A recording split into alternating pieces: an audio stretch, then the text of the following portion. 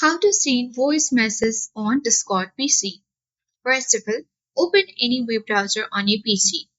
Click discord.com and press enter on the keyboard. This will help you land on the official interface of Discord. Click open Discord at top right corner and log into your account. Now you will get access to the home section of your Discord. So here, let's select anyone or any person to whom we can send voice messages on Discord on our PC from this direct messages section. So you can also open any of the server here. Now, here on the message section, here we got the plus button. Click on plus. Here we can upload a file and create a poll. Here we can easily send gifts, stickers and emojis.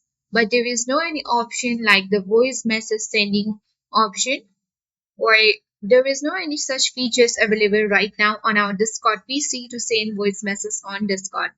But there is one trick in order to send voice messages on Discord PC is if you have any recording file on your PC, then you can click on this plus button and click on upload a file. And from here you can easily select any of your voice message or any kind of the voice form message that you want to send on your Discord, and you can easily select that from this file or folders, and you can easily send it by opening it on Discord.